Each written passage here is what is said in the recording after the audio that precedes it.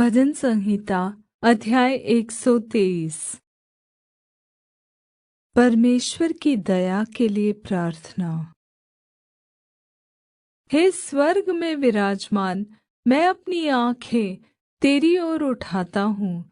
देख, जैसे दासों की आँखें अपने स्वामियों के हाथ की ओर और जैसे दासियों की आँखें अपनी स्वामिनी के हाथ की ओर लगी रहती है, वैसे ही हमारी आँखें हमारे परमेश्वर यहोवा की ओर उस समय तक लगी रहेंगी जब तक वह हम पर दया न करे। हम पर दया कर, हे यहोवा, हम पर कृपा कर, क्योंकि हम अपमान से बहुत ही भर गए हैं। हमारा जीव सुखी लोगों के उपहास से और अहंकारियों के अपमान से बहुत ही भर गया है।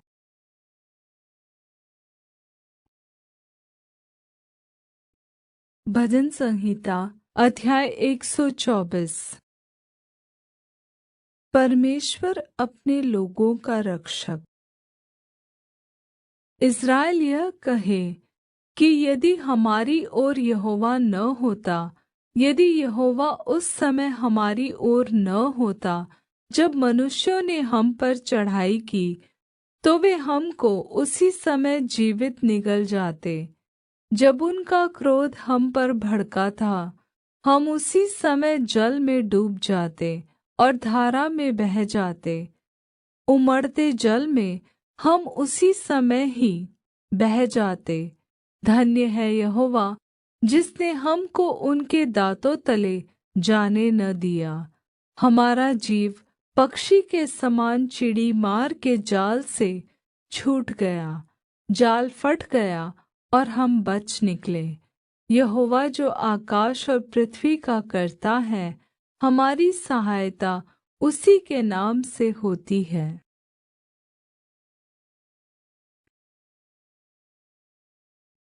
भजन संहिता अध्याय 125। परमेश्वर अपने लोगों का बल। जो यहोवा पर भरोसा रखते हैं वे सिय्योन पर्वत के समान हैं, जो टलता नहीं वरन् सदा बना रहता है।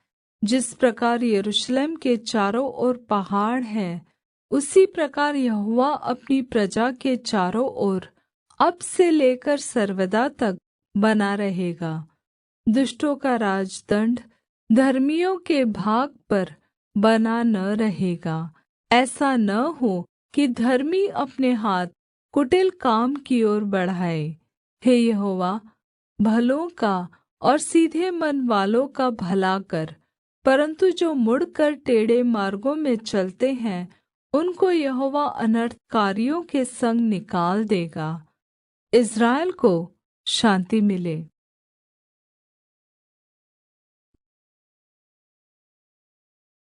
भजन संहिता अध्याय 126। सिय्योन की हर्षित वापसी।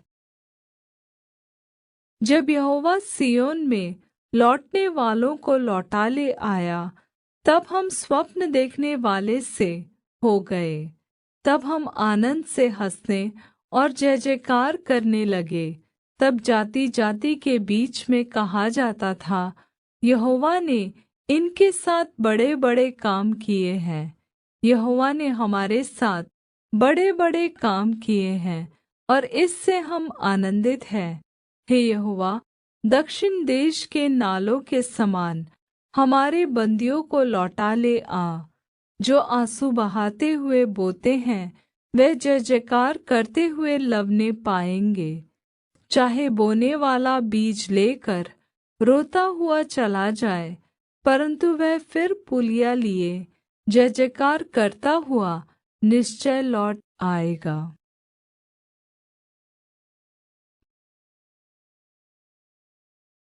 भजन संहिता अध्याय 127।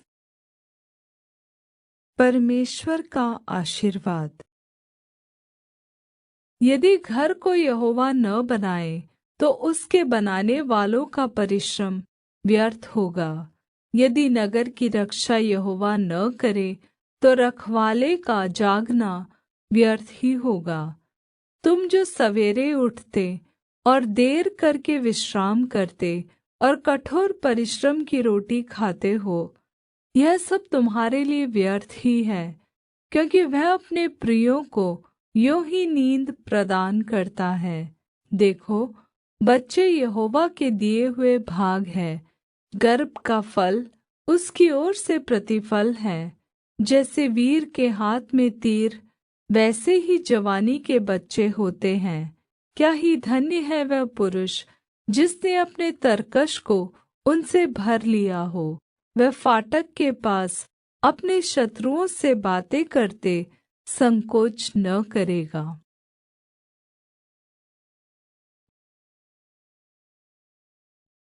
भजन संहिता अध्याय 128।